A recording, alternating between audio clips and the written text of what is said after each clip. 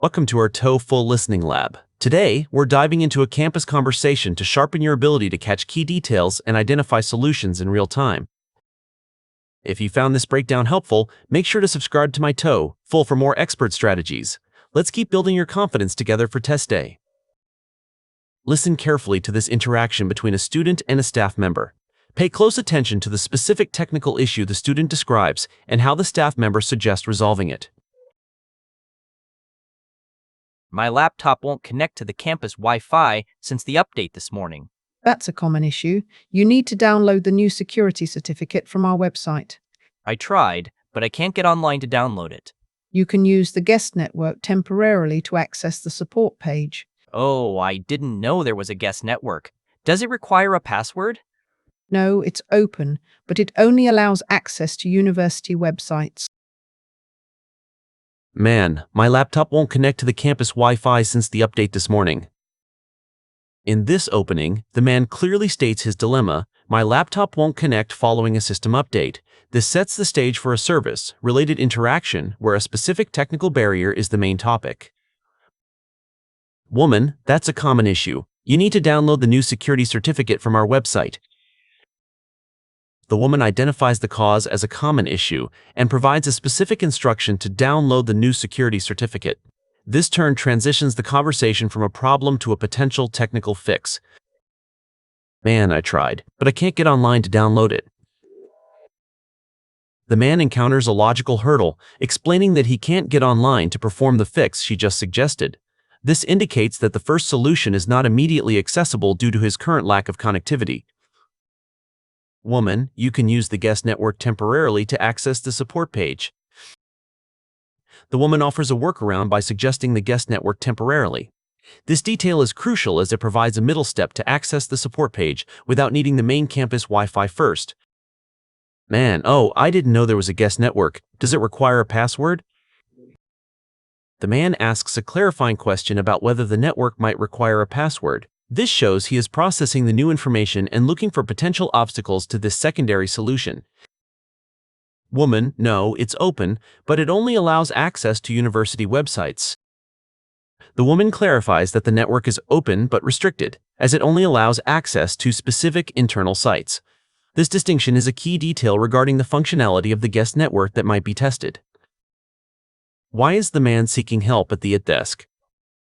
This question asks, why is the man seeking help, which is a gist-purpose question. We need to look back at the very beginning to find the root cause of his visit to the IT desk. Now, let's look at our options to find the correct answer. Let's look at option A. To request a guest password. This option mentions a guest password, but the woman explicitly stated the network is open. Furthermore, the man didn't come to the desk for a password. He didn't even know the network existed until she mentioned it. Now, let's check what option B suggests. To fix a connection problem. This is a strong match because the man's initial complaint was that his laptop won't connect, which is exactly what fix a connection problem describes. This addresses the core reason for his visit.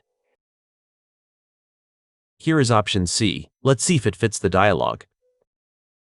To update his student email. While there was an update mentioned in the dialogue, it was a system update causing technical issues, not a student email update. This is a distractor that uses the word update in the wrong context.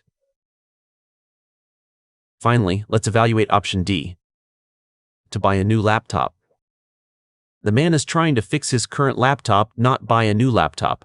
There is no mention of a purchase or a hardware failure in the conversation, making this choice incorrect.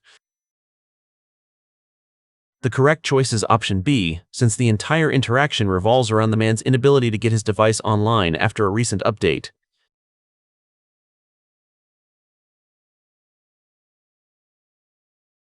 What is true about the university's guest network? This question asks, what is true about the guest network, which is a detailed question. We need to recall the specific limitations the woman mentioned toward the end of the talk. Now, let's look at our options to find the correct answer. Let's look at option A. It only works in the library. The dialogue never specifies a location like the library. This is an outside-of-scope detail that was not mentioned by either the man or the woman. Now, let's check what option B suggests. It has a very slow speed. The speakers discuss access and security, but slow speed is never mentioned.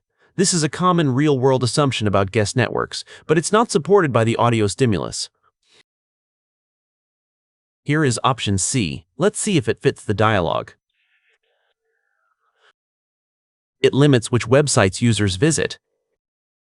This is the correct choice because the woman says the network only allows access to university sites, which directly limits which websites a user can visit. This matches the restriction she described exactly.